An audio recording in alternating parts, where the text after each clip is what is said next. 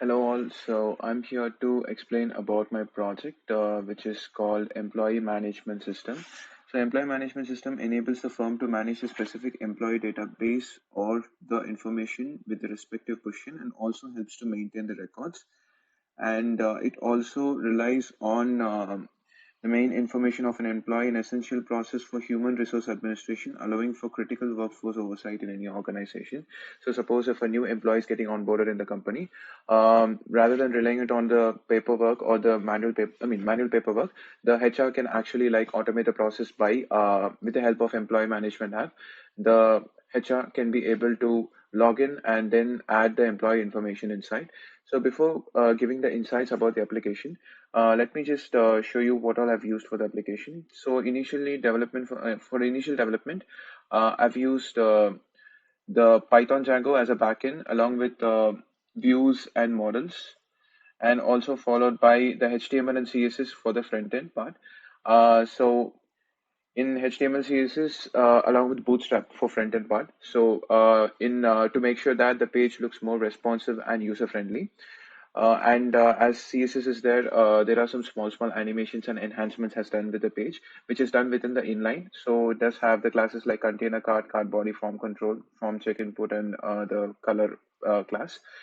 And other than that, the database has been stored within MySQL, which is integrated within the Django Python itself, which automates the database, which automates by the help of migrations. Then after that, I've also implemented the application with the help of CI/CD pipelines, using the code pipelines running in via the code build, following with the deployment in the real time using the Elastic Beanstalk. So first, let me just show you my application. So this would be the homepage of my application. So along with the nav bar, and let me just show you the small fading animation used over here. So if I'm supposed like to make it more precise, let me just log in with the existing user ID. So I'm using this user ID. I'm logging in with a password. So it takes me to the home page. So home page also has a small text fading animation with a GIF image over here. And there are like two types. One would be add new employee, and view employee table. So let's just add a new employee over here. So the GIF image gets zoomed in to make it more designed and look in a more designed way. It's a GIF image. And the second thing is that we have a card. This is actually enhanced as a form of card. So let me just add a new employee name as Mike, and I'm entering his phone number and his address as Dublin 1, Ireland. And he has joined as a DevOps engineer, as a new employee. When I'm checking the status as working, so I'm just adding in his information will be added. Yeah, I've just forgot to add his age. Let me add the age as 25. And now if I update it, his information will be updated, and working status is true. If suppose working checkbox has been ticked up, then the working status will be in true. If it's unchecked, it will be in false. So let me just try to delete an employee. Let me just delete Mukesh over here. It gets deleted. And let me just edit Mike as he's not working over here. If I update employee, Mike shows as false. So there are like two ways, like either I can add an employee and also I can view the employee table over here. So this would be, and a small animation like the red highlight using the CSS has been used over here. And also the other functionalities like it does have a login page and the registration page. So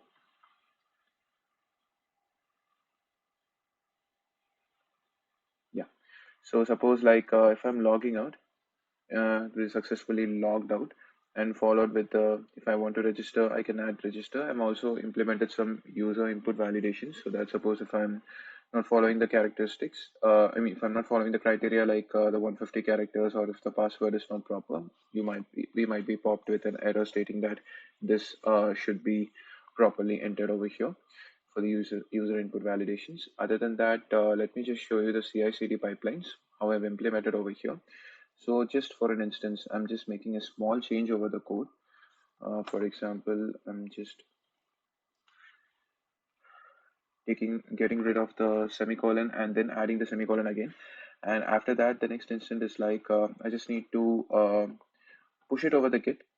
So let me just add it, and then let me just go and commit it with a new message.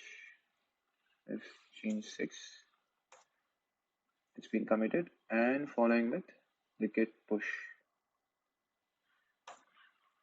So it will be pushed over my repository. It's asking information, and let me enter my.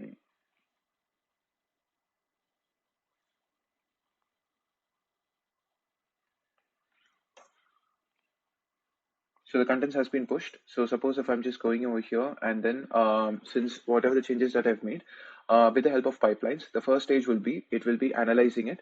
For example, like I've connected GitHub over here, so it will be analyzing my code in the first stage, whatever the changes that I've made in the GitHub.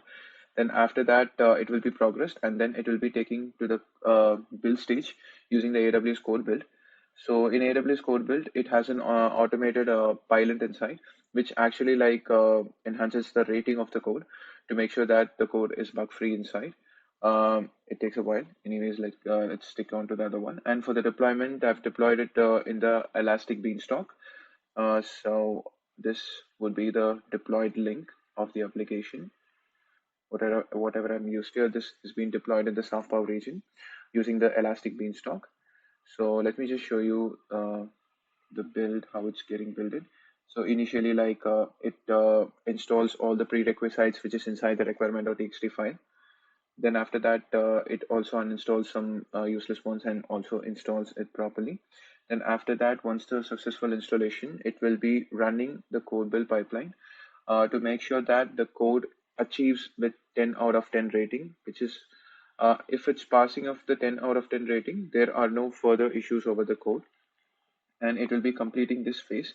And once this phase is done, it will be shifting over the deployment stage to make sure that the code has been deployed with the help of CI/CD pipelines. Then, other than that, for security vulnerability, I've used Sonar Cloud. But since there's a issue with the Sonar Cloud, let me just show you the screenshot that I've already taken inside the Sonar Cloud. So after connecting to the Git and then uploading my code inside the Sonar Cloud, what happens is like the quality gate won't be passed, so that I just need to run a script inside, a YAML script inside. Then after that, inside the Git, once I'm running that, my code will be presented and the quality gate won't be passed. The quality gate will be passed, but still I'll be shown with an 85 bucks, 1.5 code smells, and 196 hotspots and 17 vulnerabilities. But after a few minutes, what I did is like it was a challenging task for me to clear all the bugs and the code smells. So the after factor was like the bugs were zero code smells, and zero security hotspot and vulnerabilities to show that this application is completely uh, this application is completely following the proper security vulnerability feature, and no bugs are there during the development phases, and no vulnerabilities are presented. This is how I've implemented in Sonar Cloud. And let's just see the pipelines over here, CI/CD pipeline. So it's successfully passed the 3 stages, followed by the build as well as the deployment. And this is all about my application with all the other features that I've already explained so far. So as a future implementation, what I would like to do is that like, yeah, for future implementation, what I'm planning to do is like, I will add more features to this application to make sure that there are even more enhanced features like